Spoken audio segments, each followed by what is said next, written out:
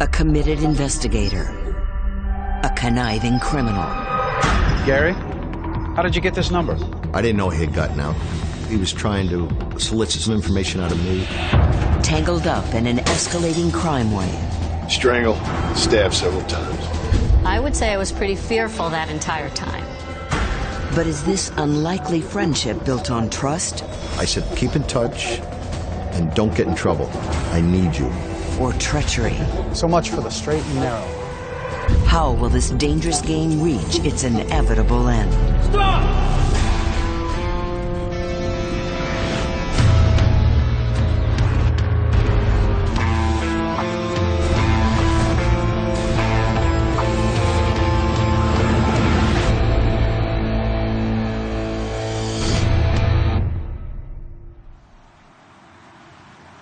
150 miles north of New York City lies Albany, the state's capital. It's here, along the banks of the Hudson River, that the New York State Police are headquartered. The New York State Police were formed in 1917. They're a full-service police department. They've got divers, forensics, a lab, resources that generally a smaller police department would not have. At the age of 30, Jim Horton has already worked for the state police for nearly 10 years. But only recently has he earned the coveted title of investigator. And soon, a case comes along to pique Horton's interest. Morris. Yeah, go ahead. Bill Morris, one of my fellow investigators, caught a burglary. This is not my assigned case, but we all were aware of each other's cases. 10 grand, that's a lot. Yep. You bet I'm on it. You're gonna share, right? Antique market, out in East Greenbush. Someone pinched him for 10 grand worth of merchandise. When? 3 nights ago. There was a flea market which housed a lot of jewelry and antique dealers. Suspects went on the roof and down on a rope into the market itself, the flea market. They rifled through all the vendors' booths and ended up taking about $10,000 worth of jewelry. Across the street, an East Greenbush police officer is out on patrol when he spots a car in the flea market parking lot. The officer saw this car come from behind the mall, and it was, I believe, 2 or 3 in the morning. So that, in and of itself, is suspicious. Step out of the car, please. Sorry. Evening, officer. I'm sorry. Something wrong, man? License registration, please. Yeah, of course. There you go. So what are you guys doing over there? We're just looking for a place to take a leak. You know how it is. Behind the building. Well, would you rather we do it out in the open? The officer did his due diligence, identified them, questioned them, but didn't notice anything unusual, and he let them go. This is diner right up the road. Probably have a real bathroom you can use. Gotcha. Yeah? Thank you, officer. All You right. have a good night.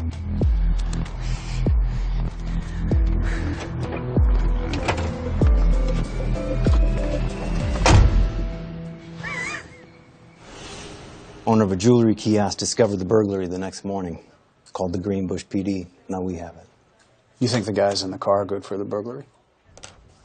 Oh, yeah. Though the name means nothing to East Greenbush cops, state police know the name Gary Evans all too well. I think we need to have a little chat with Mr. Evans and his friend. Investigator Morris got a warrant of arrest for both of them and put them both in the computer. That goes out both statewide and nationwide as wanted for burglary.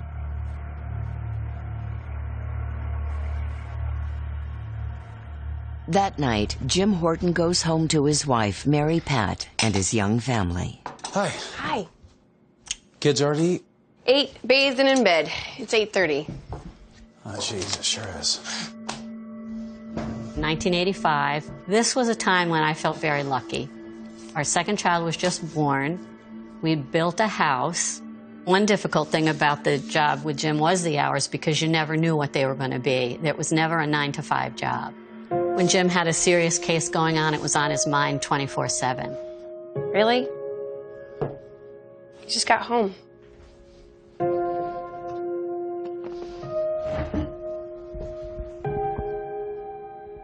What's this one about? A burglary at an antique market.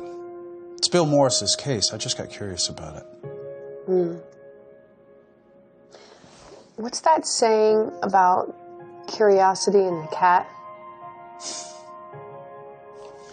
Okay, you're right. I'm here. I always had confidence that he would come home because he wanted to be there. But I worried about Jim a lot because I know him. He's very competitive, and he's going to get the bad guy no matter what. Over the next 2 months, New York State Police make every effort to crack the burglary case. You contact pawn shops, local quote-unquote bad guys, and obviously you try to locate the two suspects, Evans and Falco. However, these two were in the wind. Until one night. Hello. I was on call this particular night and got a call at my home about 2 a.m. The dispatcher told me that I was needed, that one of our wanted subjects, in this case Gary Evans, was arrested by a local police department. Okay, I'll be right there. I was not assigned the case, but as fate would have it, I just happened to be the guy to get the call. Honestly, that night, I just got out of bed, heard Gary Evans. I was nervous. Here we got a career criminal. He had, I believe at that time, 7 felony convictions. So he's been around the block. This brand new investigator, Jim Horton, is not going to pull the wool over his eyes. But the first time Horton lays eyes on Evans, his attitude instantly changes. I quickly looked at him and went, whoa, nothing like I thought. He was like a little kid being punished in a cell, having a timeout, and he was not the quote-unquote monster, cunning, dangerous criminal that I thought. How's it going? Investigator Horton, nice to meet you. Hey, Guy. Good to know you. Have a seat. Shortly after we met, he'd start calling me Guy, like, hey, Guy. I didn't mind. I didn't say call me Investigator Horton. If you walk in there with a fancy title and think you're bigger or better than you are, you're not going to make many friends. It says here you're from Troy. Yeah, it's not really home for me much anymore, though. Oh, yeah? How come? I don't know, bad memories. You still got family in the area? No, not really. Just my sister. She moved down to Florida about a year ago. Took my nephew Devin with her. So you two are close? Yeah. We used to do everything together. He's like a son to me. That's too bad. People like to talk about themselves. So I let them talk, and I listen. And the more I listen, we start to form a bond. Hey, what about you, man? You got kids? Yeah. Yeah, I got 2. I got a son and a daughter. Well, that's great. Thank you. I was personal. I'd let them be personal with me, and, I'd tell them I was married. I don't hide my ring, or I have kids. I had nothing to hide. Again, I want to humanize myself with criminals and show them I'm just a regular guy like you. Once Horton's convinced they've established a rapport, he slips in the question he came to ask. Say, do you know anything about a burglary at the flea market down in East Greenbush a couple months ago? I bet you're expecting me to BS you, right? I tell you what, I'm not going to do that. We didn't even get to the interview part of it. Like, we're pretty sure we know you did it. We saw you pull, a police officer stopped you. He just rolled right over, and I couldn't believe it. Horton wonders, why is Evans being so cooperative? I'm going to give you what you want, but here's the thing. You want a confession from me? I'm going to need something from you.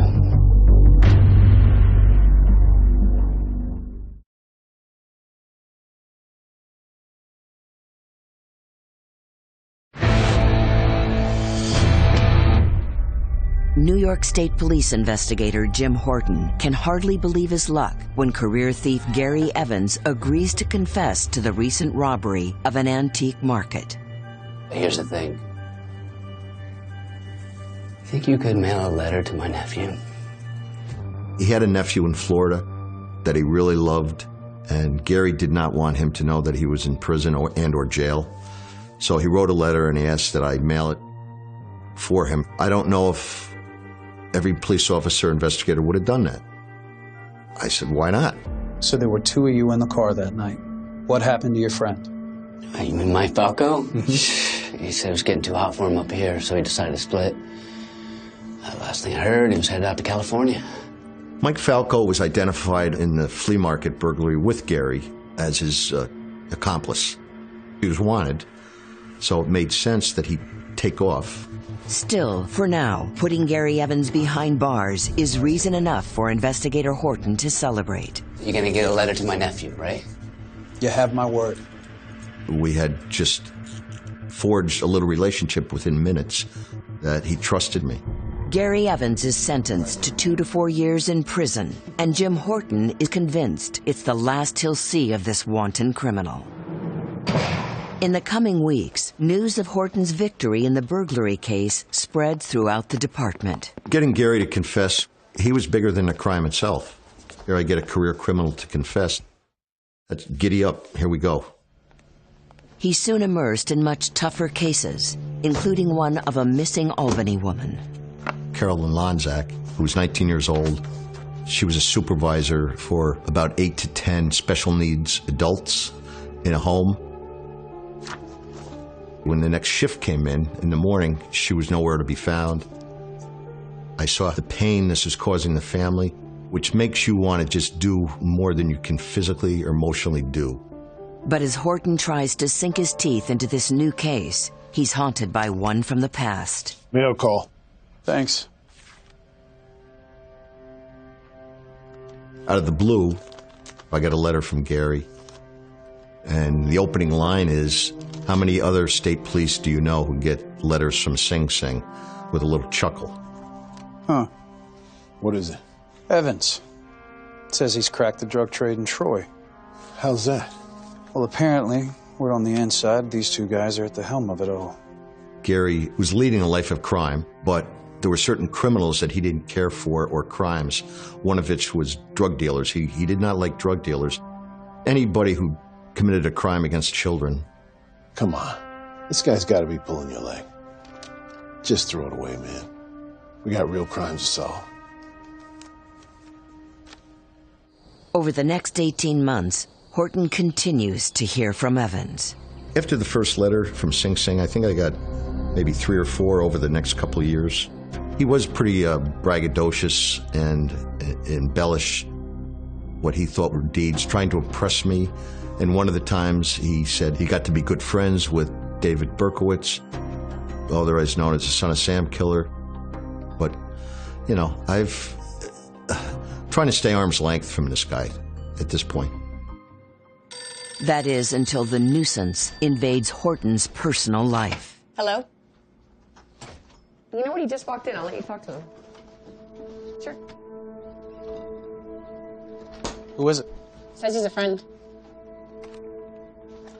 Hello? Hey there, guy. How you doing? Gary?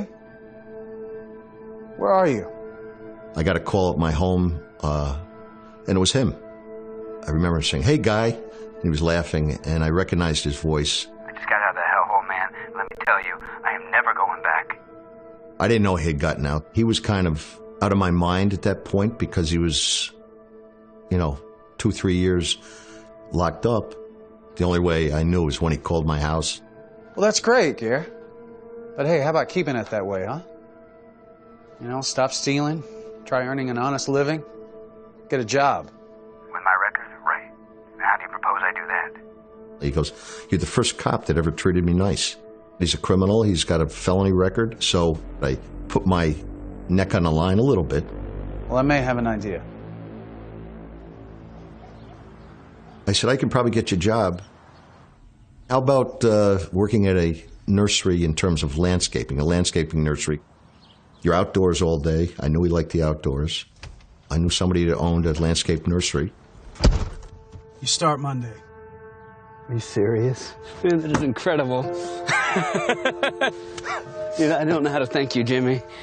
It was sort of me watching him, so I ratcheted up my relationship with Gary at that point and, kept tabs on him. I think Gary saw that I was at least trying to put him straight.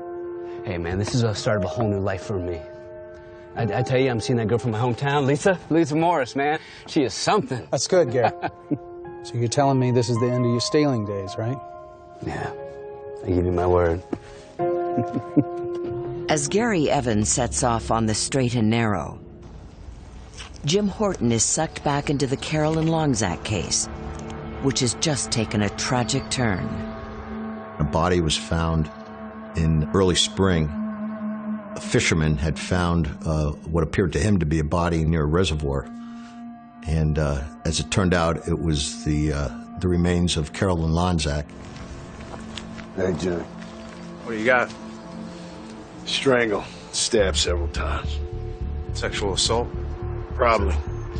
Jimmy says you have to wait for the autopsy. During that time period between when she disappeared and when her body was found, we developed numerous suspects, one of which was a guy named Jeffrey Williams. He was a sexual predator, had done some heavy time in prison for rape. So we started looking at him real close. Without any hard evidence against Williams, Horton knows it will take time to build his case. But with some ingenuity, they find a way to keep him behind bars. We did 24/7 surveillance on him. Oddly enough, during the surveillance, we watched him actually steal a rocking chair out of a garage. So we went to trial on a rocking chair, although the rocking chair probably wasn't worth $50, but it's still a burglary, it's still a felony.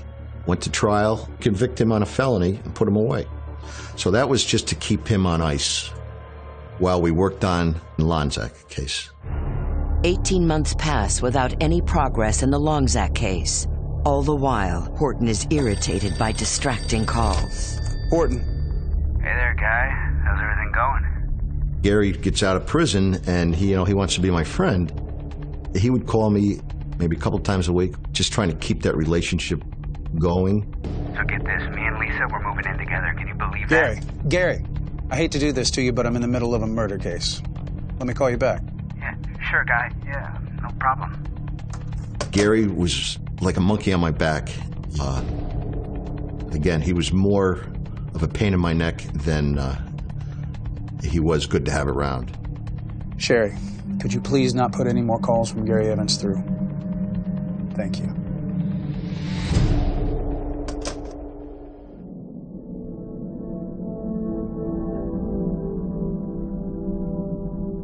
By 1990, Horton's been promoted to senior investigator, handling more than 200 cases a year, when he catches wind of another missing persons case.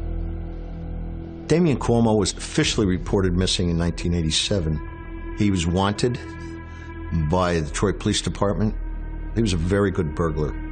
In local circles, he was probably one of the best burglars around. Most of his friends and family thought that he fled the state, which makes sense, of course, because if you're wanted, you take off. But there are some details of the case that don't seem to add up. Hey, you know that Cuomo case? Check this out. Credit card showed that he purchased plane tickets to Nevada. Turns out, tickets were never used. Horton. I got a call. Another criminal unit was called to investigate the theft of a very valuable and antique marble bench at the Albany Rural Cemetery. So I knew nothing about it. Yeah, that sounds interesting, but you know I don't work burglary anymore, right? Yeah, well, I just thought you might be able to help us find this suspect. Yeah? Why is that? Do I know him? Yep. Gary Evans.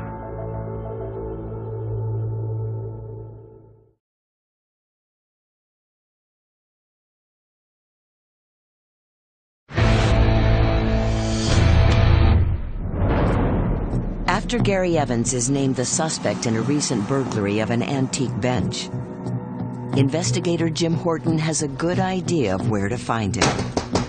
Gary? There's a woman by the name of Lisa Morris. Evans ends up befriending her. He would also stay with Lisa Morris now and then. Hey, Guy. Man, it is great to see you again. Oh, cut the crap, Gary. I've been getting calls about a cemetery in Albany. 1,100-pound marble bench. That ring any bells? Okay. Let me explain. So much for the straight and narrow, huh? Very naive on my part. It was a total surprise to him that we knew. This little cat and mouse game he'd play, how'd you know? And I'd say, because we're the police, Gary, that's how we know. You gotta cut me a break here. Huh? Come on. Let me talk to you a little. Cut me a break here, okay? This isn't a game. No, come on. What do you need that for? Are you messing with me? Come on. He did confess eventually, but we didn't need his confession. We had the written statement from the unfortunate person who bought the bench from him. As Gary Evans sits in jail awaiting trial, Horton turns his attention back to his murder case. I was really working hard on the Carolyn Lonzak case and specifically trying to prove the case against Jeffrey Williams. My wife, Mary Pat, this one worried her because Jeffrey Williams preyed on younger women, small, petite women. My wife is only 5 foot tall. I would say I was pretty fearful that entire time. I just said, if he ever gets out of jail, parole or escape or whatever, I want to know. Look, he's locked up. He doesn't know where we live, and he's not going to find out. But if it makes you feel better, we'll get an unlisted number, okay? And what about Gary Evans? That guy is a pain in my neck. Evans was locked up, so getting letters from him, I didn't have a problem with it. It became annoying, no doubt. And I knew he was trying to, solicit some information out of me. So the light bulb went off. He always wanted to play cop, so I said, hey, here's what we're going to do if you're up for it. I'm going to put you in the Albany County Jail. I'm going to make arrangements for you to be in the cell next to Williams. So I had to trust Evans to get some information from Williams on the Lonzak homicide. A few days later, when Horton hears Evans and Williams' conversations, they don't disappoint. Well, it was supposed to look like one of them special needs people did it. But I messed up, man. How? I never should have moved the body. Why? Because, man, none of them special needs people from the home know how to drive. Damn, man, it's always the little things. Yeah, all I know is it ain't looking too good for me, man. Gotcha. Though it's not a full confession, the conversation is enough for Horton to take Williams to trial for the murder of Carolyn Lonzak. Grateful to Evans for his assistance, Horton keeps his promise, seeing to it that Evans is granted a reduced sentence for his latest robbery. Now remember, this is all contingent on you testifying against Williams when the case goes to trial in a couple of months. So any robberies, burglaries, anything, you're not a reliable witness. So don't mess up. Don't worry, Guy. I'm not going to let you down. Huh? I said, you need to be available to testify in the Williams case, so keep in touch and don't get in trouble. I need you.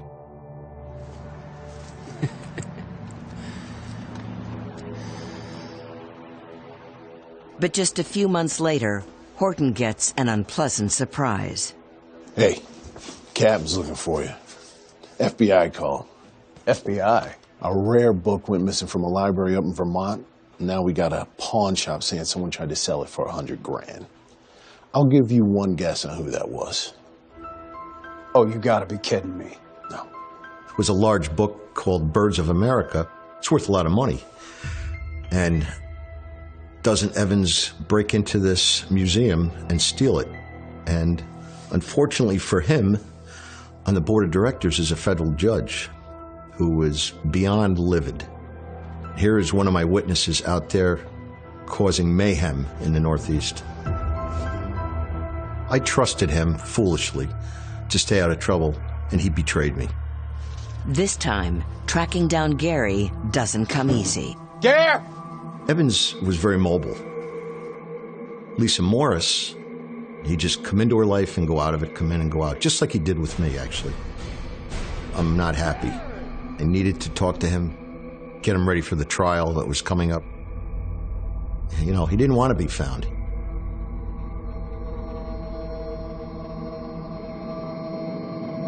Then, just when Horton's ready to give up on finding Gary, he gets a phone call.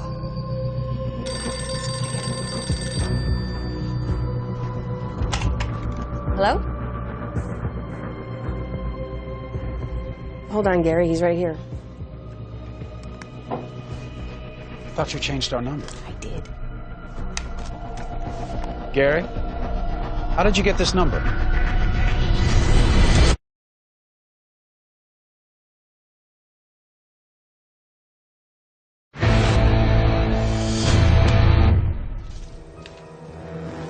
After weeks of trying to locate wanted burglar Gary Evans, investigator Jim Horton gets a stunning phone call.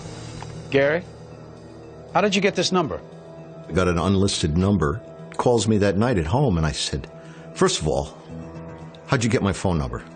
And he's giggling, and he told me the whole story. Mary Pat gave it to me. Well, sorta.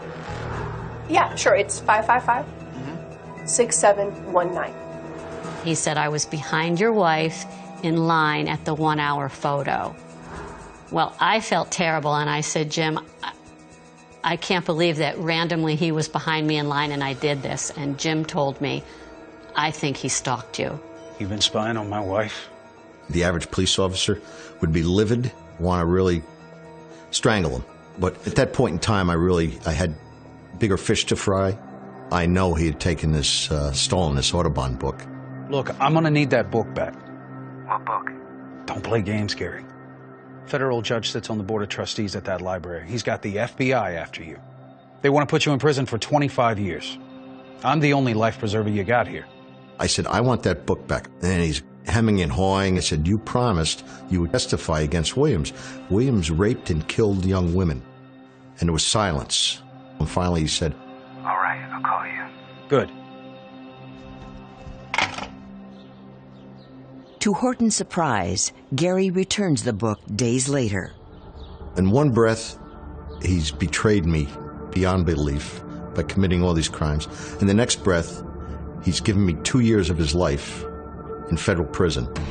And in May of 1995, when Williams goes to trial, Gary delivers on a bigger promise. Unfortunately, he had to testify with an orange jumpsuit on, shackled on the stand because he was an escape risk. However, he was very articulate. And when the Williams verdict came back as guilty, we finally got what we wanted. At last, Jeffrey Williams is sentenced to 25 years to life for the kidnapping and murder of Carolyn Longzak. Hey, guy, I told you. I wouldn't let you down. Yeah, for once. Oh, come on, Jimmy. There's no way to say thanks, huh? Besides, we make a hell of a team. No, Gary, we're not a team. We're not buddies, we're not anything. From here on out, we go our separate ways, you got it? Having him testify in the Longzak was big, but I had to pull in more favors, kiss more asses, judges, district attorneys, chiefs of police, sheriffs. That's when I decided, I'm done with Evans. You and I are done. We are toast. I never want to see you again. 2 years pass without so much as a peep from Gary Evans. That was a pretty good time in terms of I could concentrate on my day job, on my family, on everything. And Evans was not part of it. Soon, Horton has his hands full with yet another missing persons case. This him here? Yes, that's Tim. Timothy Reisdorf was a family man. His wife gave him a to-do list for a wedding. Her sister was getting married the next day.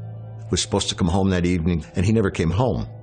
He left a note saying he was going to pick up his tux and be at little Tim's soccer game. He never misses a soccer game.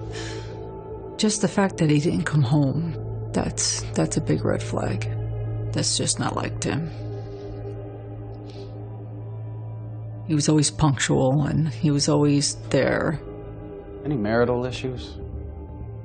No. No, nothing unusual. Still, there's something that doesn't add up for Horton. It's really nice. The house, it was very well kept, well appointed. I noticed right off the bat, they had a gorgeous couch. A little odd, being that he hauled recyclable trash, and he was also a drummer in a band. Something was wrong here. Was there anything different about him? Change in demeanor, hanging out with anyone new? She does say, well, he has been hanging around with a guy from his old days in Troy. Evidently, Reisdorf grew up in Troy. Troy? What's his name? I don't remember his name. I didn't like him, though. He was always getting in trouble, you know, nothing but a common thief. Wait a sec. There might be a picture in Tim's yearbook. A flood of emotions ran through me and memories. Damien Cuomo also grew up in Troy.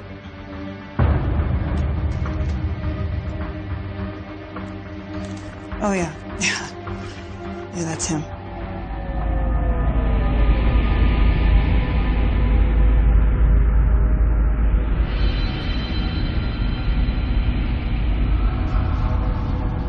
Just when Horton thinks he's onto a solid lead, he's hit with an even more familiar name.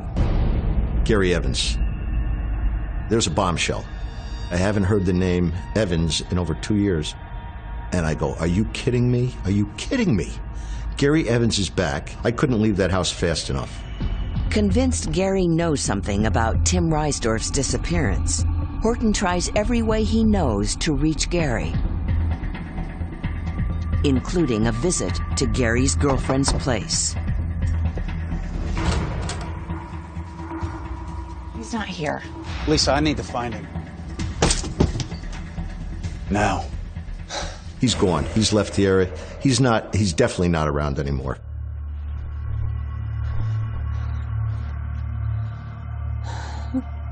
This always happens to me. Every man I've ever met has left me. First Damien, now Gary. Damien? Damien who? Damien Cuomo. We were together for years. Did Gary know Damien? Yeah, sure. We all go back to the Troy days.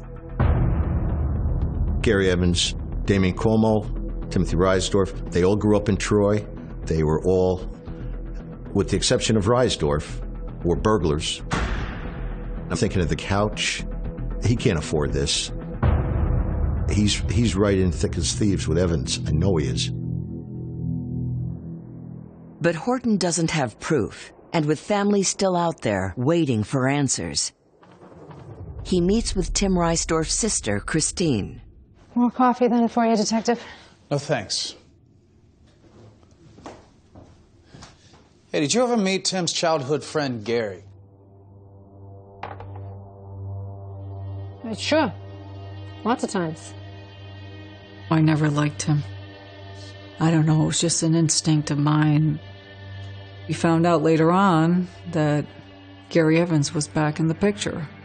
That's unbelievable.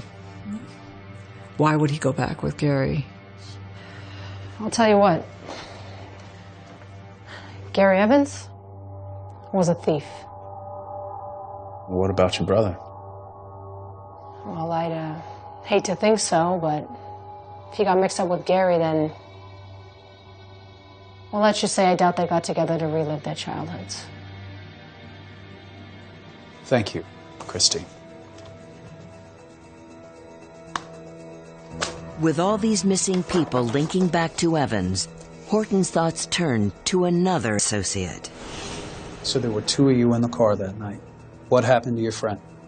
You mean Mike Falco? Last thing I heard, he was headed out to California. I said to myself, Mike Falco is dead. These 3 associates are gone and dead. I knew it. It was like they all came at once. He's a murderer. He's a serial killer.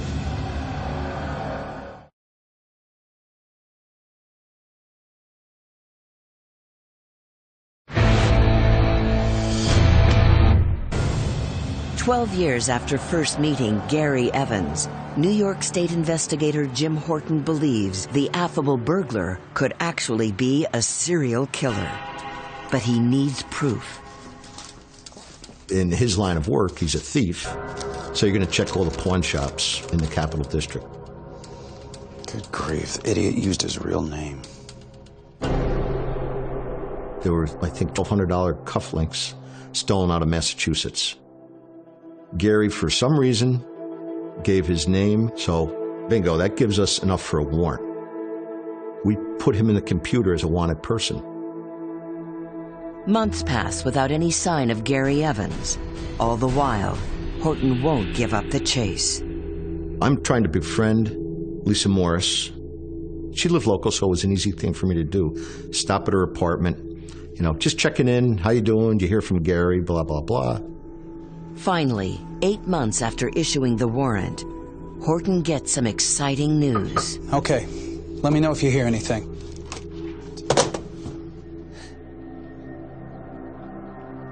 He called me last night. She said, Gary is here.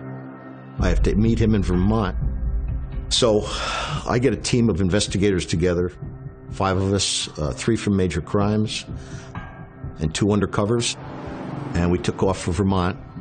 It's too risky for Horton to stake out the restaurant where Gary and Lisa are supposed to meet. So Vermont State Police handle the front lines, while he waits in his car several miles away.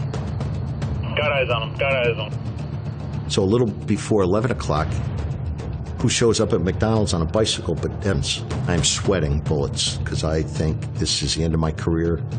Some poor innocent civilian's going to get shot, or one of my troopers. And last but not least, Gary, because if we shot Gary or killed him or whatever, I will never know about Reisdorf, Falco, or Cuomo. We got him.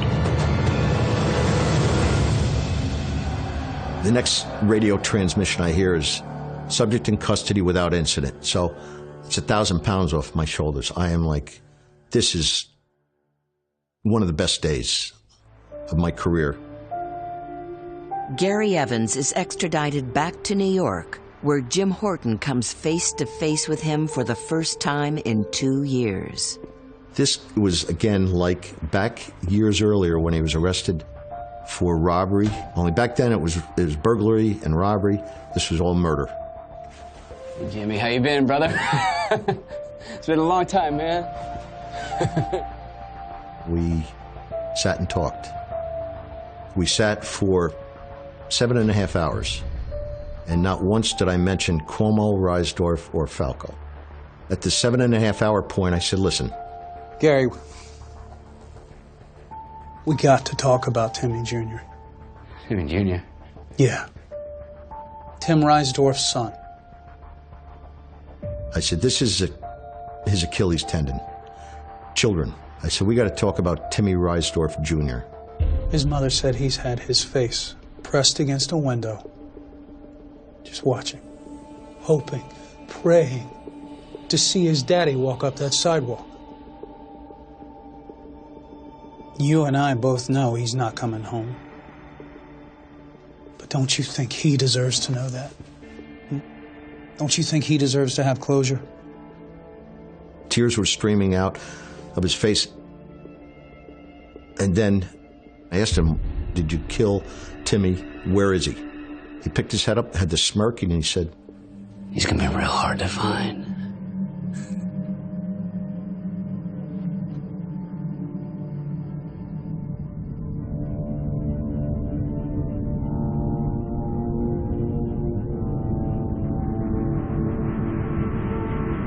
So during the next couple weeks, he admitted to killing 3 people, Cuomo, Falco, and Reisdorf, and additionally 2 others in Western New York. On August 12, 1998, Gary Charles Evans is charged with 8 counts of murder.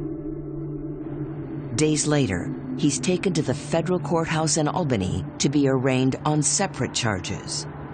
The U.S. Marshals came to get him because he violated his probation, which I thought was not a good move. You're going to take him out of this jail and bring him out to be arraigned on a probation violation? It's then that Evans sees his opportunity. He had a handcuff key stuck up into his sinus cavity.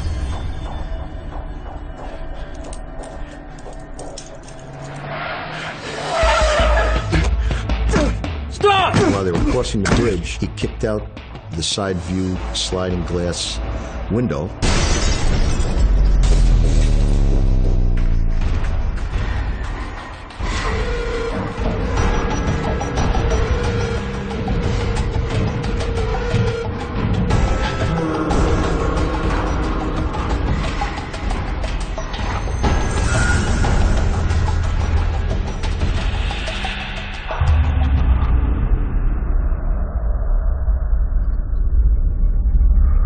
Ran over to the edge of the bridge and he just did a dive off the bridge and landed on the shoreline, which was all rock. I got a phone call that Gary was dead. What he did to my brother, it's like your worst nightmare happened in your family. He was just a great guy, the best brother. Thank God for Jim. Without Jim in the equation, the whole thing would still be a mystery. I got a letter from Gary of him flying through the air with glass shards going down off a bridge. I mean, he had this planned. This was not an escape to escape. This was an escape to commit suicide.